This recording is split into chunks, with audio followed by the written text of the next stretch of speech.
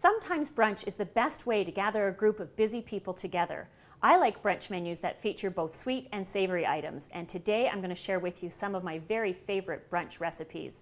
They're all super delicious, and people will think you spent hours in the kitchen, but in fact, they're very simple to prepare.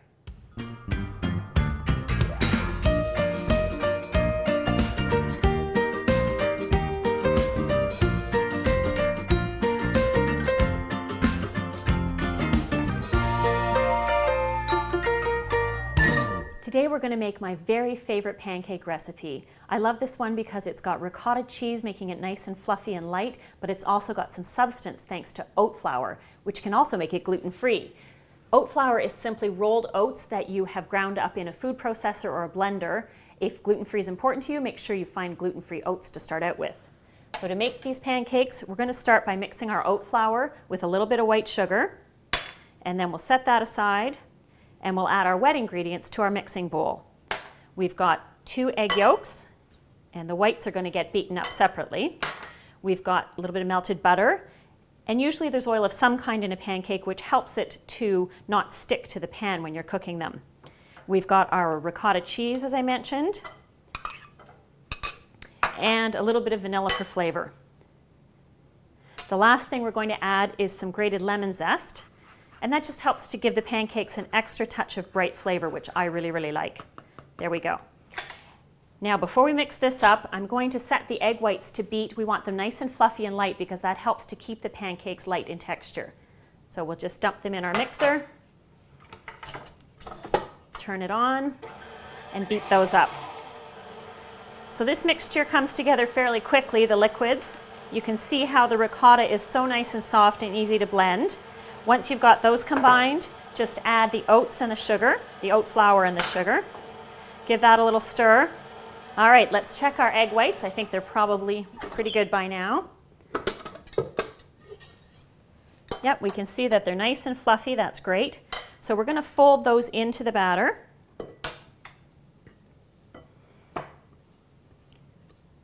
And you want to try and not overmix them too much so that the batter does keep that nice lightness to it. I'm going to turn on our burner.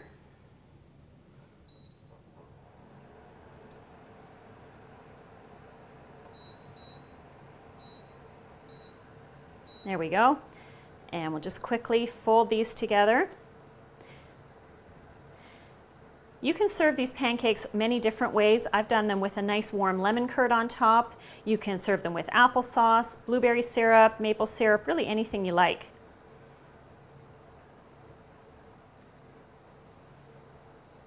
There, that's nicely folded together.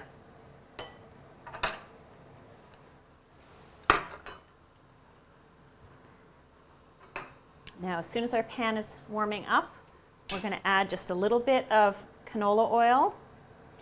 I like cooking with olive oil, but I find it's a little bit harsh in flavor for something like a delicate pancake, so that's when the canola is good. We're just going to swirl it around in our pan.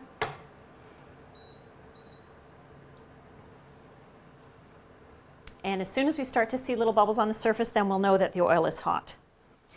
I like to make the pancakes fairly small in size because it's easier to manipulate them in the pan. If you like to do a big pancake instead, that's absolutely fine. So we're just going to check our pan here. It's almost hot enough. You can use other kinds of flours as well. I've made quinoa flour by taking quinoa flakes and pulsing it up, and that can be another delicious gluten-free alternative. You could use buckwheat flour. It's a little bit heavier, so your pancakes won't be quite as light and fluffy, but they'll be really delicious. Okay, we're going to see if this pan is hot enough now.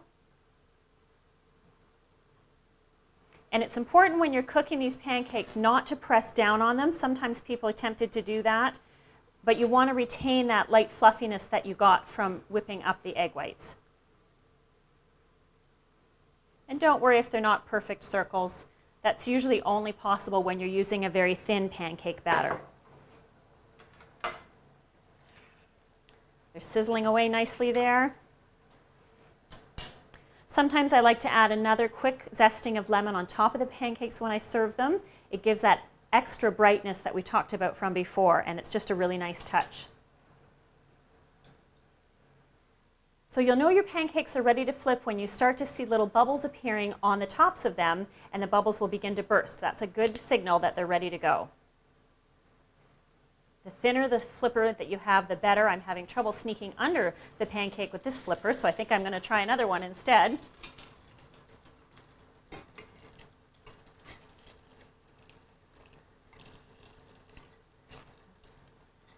There we go.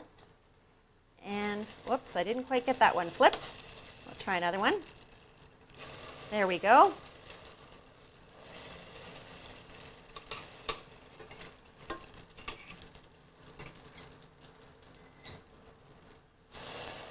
There we go. And if they spread out a little because they're so light, don't worry a bit about that. Okay, shouldn't take too long for the other side. So we'll get our plate ready.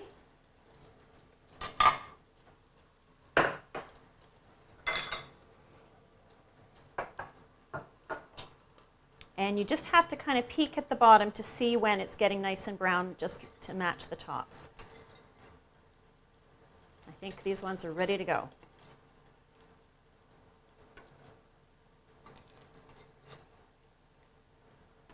You can also make a big batch ahead of time and keep them warm in the oven for about a half an hour if you don't want to do the cooking when your guests are there. Now, as mentioned, we'll try a little bit of lemon on top just to brighten them up. A little drizzle of maple syrup, because who doesn't love maple syrup?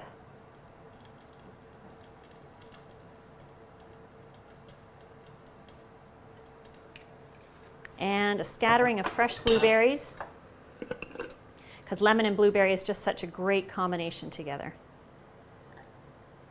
And there you go. You've got beautiful lemon ricotta oat pancakes for your brunch. Coming up after the break, I can't wait to share with you one of my favorite muffin recipes. I love them because they're substantial and satisfying, yet full of flavor. They even contain a secret surprise that will probably delight your brunch guests. Have you ever wondered why recipes sometimes call for room temperature eggs and whether or not it actually makes a difference? Well, guess what? It actually does. I learned the hard way that eggs that are coming cold out of the fridge won't beat up nearly as light and fluffy as ones that are at room temperature. In many countries, they actually store their eggs on the counter, not in the refrigerator.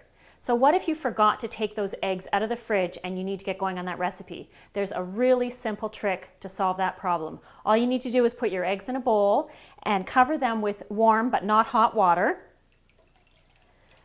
Let them sit for about 3 or 4 minutes and they will be at room temperature and you'll be ready to roll with your recipe.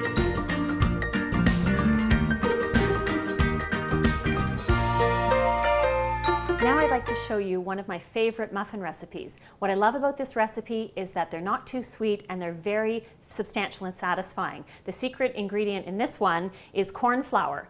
If you haven't worked with corn flour before, it's a great product. Don't confuse it with corn starch, which is finely ground corn. This is a bit coarser, but not as coarse as cornmeal. You can make your own in a blender or food processor from cornmeal. We're going to start by making the surprise centers of the muffin. We've got some nice soft cream cheese here, which we're just going to soften. We're going to add some blueberries. As you can tell, I love working with blueberries. They're so nutritious and they just are a great flavor that everybody loves. And a little bit of powdered sugar. So we're going to stir that together and just make a nice sort of creamy paste mixture. It doesn't take too long to come together. Now the trick with this is that you need to do it ahead of time because you need to chill this so that you can scoop it into little tablespoon size mounds to hide inside the muffin batter. So this is all set now, nicely mixed. And I've got some that has been chilling already for us here. So I just like to prepare a tray with some parchment paper. A little cookie scoop, if you have one, is ideal for this. And you just scoop them out and put them on a tray. It's that simple. And it makes just the right size to fit inside a regular muffin tin. They stick a little bit to the cookie scoop, but it's not bad.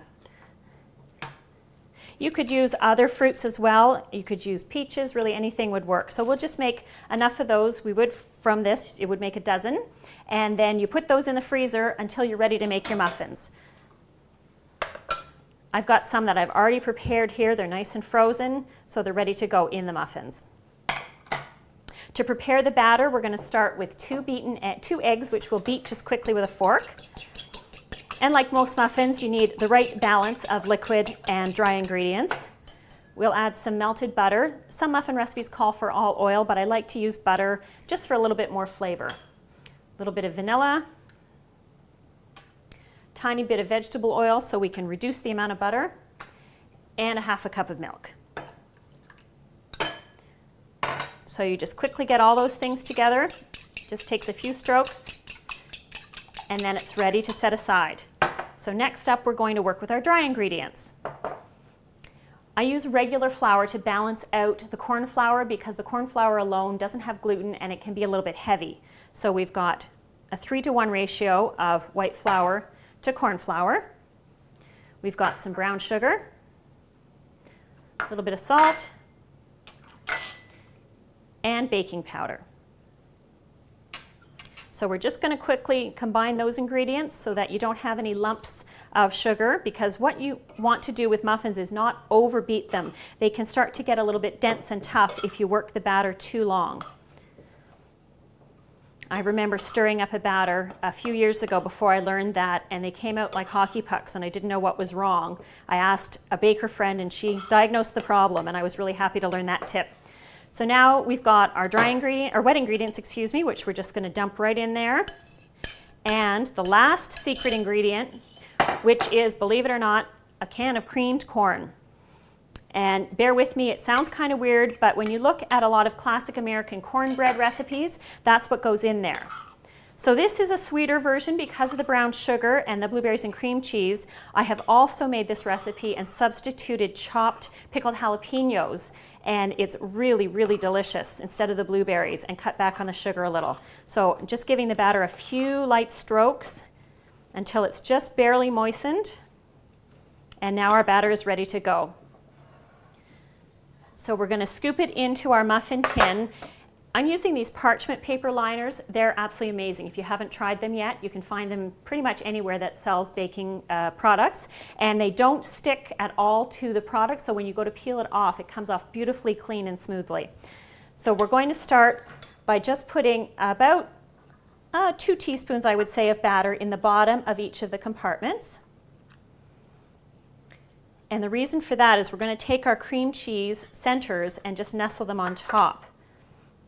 And the batter completely encloses the cream cheese, so it stays intact in the middle, and it becomes like this magical surprise when people bite or cut into their muffins and they're so surprised to find the center. So when I serve these, I usually just say that they're corn muffins and don't tell people what to expect.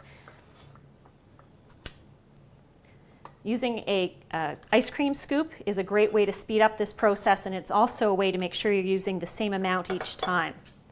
All right, so we're going to take our centers and just pop them in here. And just kind of give them a little push to snug them down so that they'll be completely encased by the batter.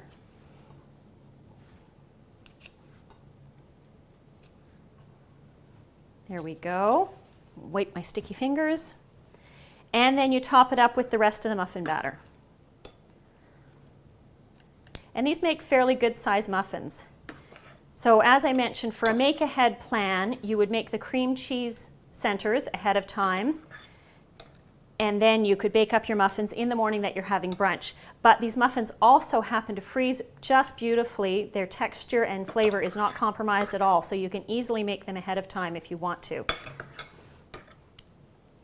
The recipe can easily be doubled as well. I've made batches of 24, and it works out just great. So it's nice if you're having a big crowd for brunch. Or it could be a great grab-and-go breakfast item for your family. I know that my kids really love things they can eat on the fly as opposed to sitting down to a traditional breakfast every day.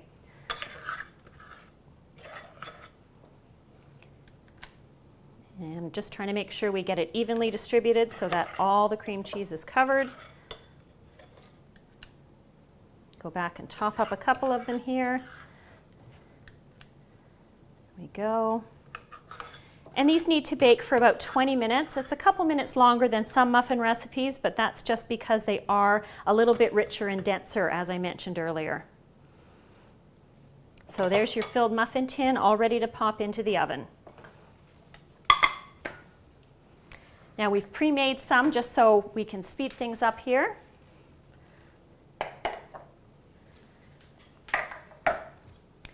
And you can see how beautifully they bake up. There's a little hint of blueberry sneaking through a few of them, but it's not bad. And we're peeling off that beautiful parchment liner, so easy. And when you cut it open, there's your beautiful cream cheese center, just ready and waiting. So you can see that these corn muffins with their beautiful blueberry cream cheese surprise center are easy to make, and that's why they're one of my favorites.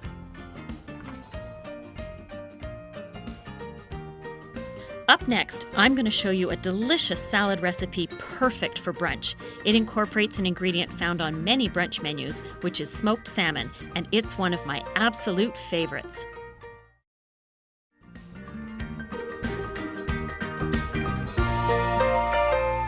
I always like to find a salad on a brunch menu. It makes me feel much less guilty about having a cocktail and some delicious carb-loaded creations as well. This salad starts with just the best, freshest greens you can find. I really like this spring mix because it gives you a variety of colors and textures on your plate. You can assemble these in individual servings if you want. If I was serving my family, I would do that because they don't share so well. And certainly someone would take all the smoked salmon off the platter. But for today, we'll just assemble one big one. So once you've got your greens there, your base is all set and ready to go. I'm going to slice up some strawberries. I didn't used to like strawberries. When I was a kid, one of my sisters told me that the seeds would sprout in my stomach and grow out my ears. So I missed out on strawberries for a long time, but now I really love them.